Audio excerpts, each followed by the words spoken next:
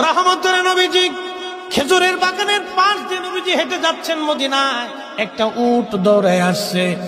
উট এসে আল্লাহর হাবিবের কদম মোবারকের সামনে পড়ে মাথা নিচু করে নবীজির কদমের মধ্যে মুখ লাগায় কাঁদতেছে।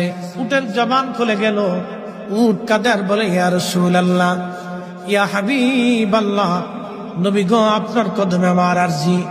উট কি জন্য তুমি কাঁদো? বলে, ইয়া রাসূলুল্লাহ, আমাকে শুধু মারে, আঘাত করে, কিন্তু খাদ্য দেয় না, কাজ বেশি বেশি করায়। এমন সময় পিছে পিছে ওই মদিনার সেই উটের মালিক দৌড়ায় আসছে। আল্লাহর নবী বললেন, ও উটের মালিক, তুমি কি উটের মালিক? বলে, হ্যাঁ ইয়া রাসূলুল্লাহ। তুমি কি তাকে খাবার কম দাও, কাজ বেশি করাও এবং মাঝে মধ্যে তারে পিঠাও? বলে, ইয়া রাসূলুল্লাহ, কি করে আপনি জানলেন? বলে, উট এসে তোমার বিরুদ্ধে আমার কাছে অভিযোগ পেশ করেছে। একবার জোরে বলা যাবে কি আল্লাহু আকবার?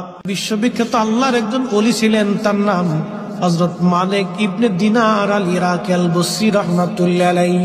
হযরত মালিক ইবনে দিনার তিনি প্রত্যেক বছরে মক্কায় হজ করার জন্য ইরাকের বসরা থেকে আসতেন। এক বছর তিনি হজে আসলেন, হজ শেষ করলেন। হজ শেষ করার পরে আল্লাহর দরবারে দোয়া করলেন, আল্লাহ, আপনি দয়া করে আমাকে জানান কার হজ হলো, কার হজ হলো না। আপনি দয়া করে আমাকে একটু জানান আল্লাহ। উনি দোয়া করলেন, কান্নাকাটি করলেন, আল্লাহ, এত মানুষ হজে আসলো, কিন্তু দোয়া কবুল হলো কি হলো না জানা নাই। আল্লাহ রাব্বুল আলামিন রাত্রিবেলা হযরত মালিক ইবনে দিনারকে স্বপ্ন দেখাইলেন, মালিক রে, সবার হজ আমি আল্লাহ কবুল করেছি, সবার জীবনের গুনাহ আমি আল্লাহ মাফ করে দিয়েছি, কিন্তু একজন মানুষের দোয়া এবং একজন মানুষের হজ আমি আল্লাহ কবুল করি নাই, এবং একজন মানুষকে আমি আল্লাহ ক্ষমা করি নাই।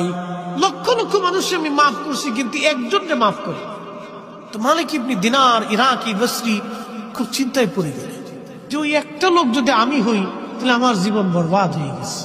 ওলিরা তো সবসময় আল্লাহকে খুশি করার জন্য নিয়োজিত থাকে। একসাথে বলবেন আল্লাহু আকবার। ওলিরা কাকে সন্তুষ্ট করতেন? আল্লাহকে, রসুল।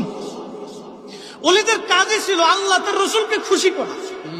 কত পদ্ধতি দিয়ে তারা আল্লাহকে খুশি করে, যত পদ্ধতি ছিল সব পদ্ধতি দিয়ে তারা আল্লাহ এবং তার রসুলকে খুশি করতেন। সবসময় তাদের কাজ ছিল আল্লাহ তার রসুলকে খুশি করা। আর আমরা হয়েছি ব্যতিক্রম। আমাদের কাজ হলো খালি শয়তানদের খুশি করা, যার কারণে